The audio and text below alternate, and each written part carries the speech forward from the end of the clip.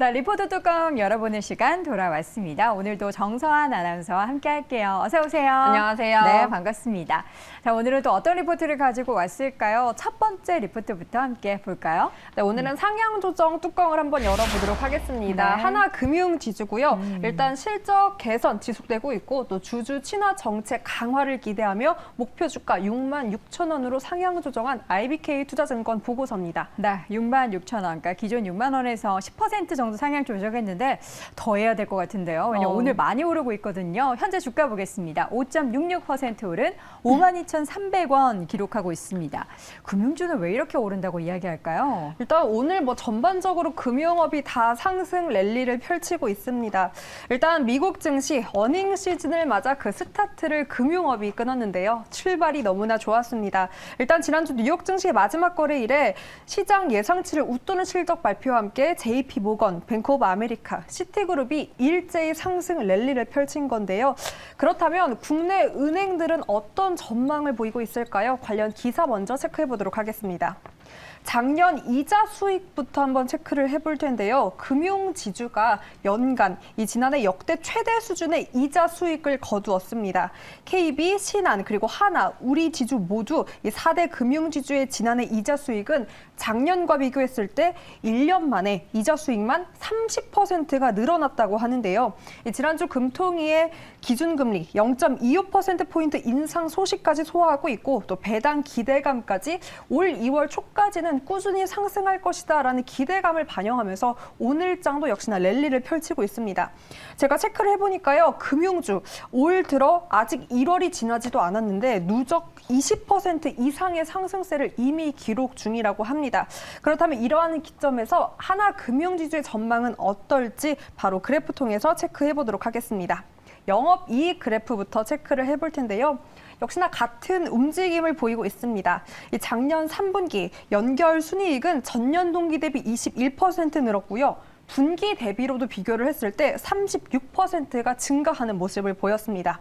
사상 최고 실적 달성을 가시화해주면서 타 금융지주 대비 상대적으로 부진했던 실적을 단 한 분기 만에 이렇게 만회하는 모습을 보인 건데요. 일단 수익력이 엿보이는 실적을 달성 중이다라는 분석을 받고 있습니다. 일단 그동안 실적을 크게 악영향을 줬던 게 바로 환율 상승, 그로 인한 외화 환산 손실 감소가 기대되고 있다라고 하는데요.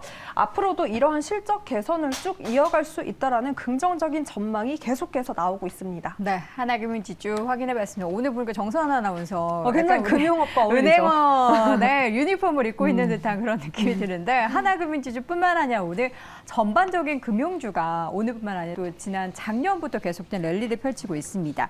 중요한 건 하나금융지주가 앞으로도 주가의 상승 그리고 실적 상승이 이어질 수 있을지 여부인데요. 뭐라고 전망을 좀 할까요? 일단 핵심 이익이 증가하고 또 낮은 대손 비용률을 높게 평가했습니다. 그럼 순이자 마진 그래프와 함께 한번 체크를 해볼까요?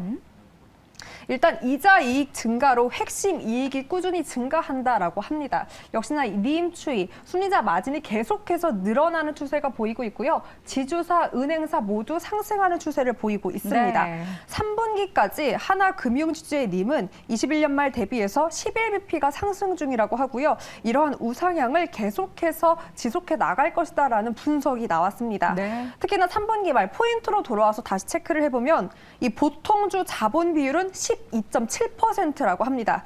이러한 수치는 은행주 중 가장 높아서 추가 상승이 기대된다라고 판단을 내렸고요. 22년 중간 배당도 주당 800원으로 이 중간 배당 기준으로 역대 최고치를 기록한 바 있습니다.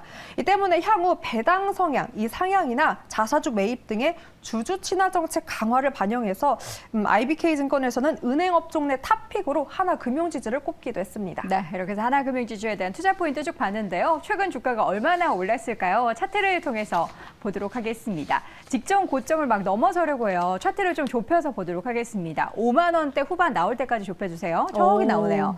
52,900원을 기록했었던 작년 2월의 움직임입니다. 보면 금융주가 연초에 좀 좋았던 움직임들이 나타나기도 했는데요. 계절적인 특성도 있지만 최근에 다양한 긍정적인 이야기들이 시장에 펼치면서 금융주의 강세가 두드러지고 있습니다. 오늘 보니까 목표 주가 66,000원으로 상향 조정을 했지만 상승 여력은 30% 정도 남아 있습니다.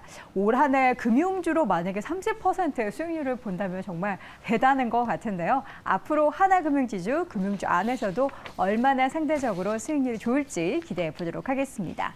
첫 번째 리포트 하나금융지주 확인해 봤고요. 두 번째 리포트도 뚜껑 열어볼까요? 개인적으로 정말 고민이 많았습니다.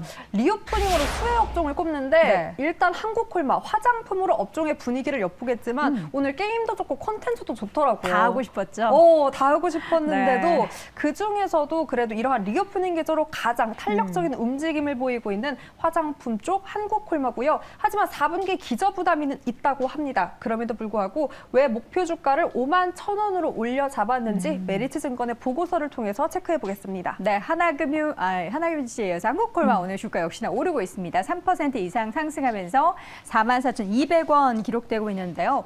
일단 4분기에는 약간 안 좋았다고 하죠. 네, 감익은 불가피하다라고 하는데요. 그럼에도 불구하고 오늘 시장, 이 중국의 부양 정책 기대감으로 게임, 콘텐츠, 화장품이 상승해주고 있습니다.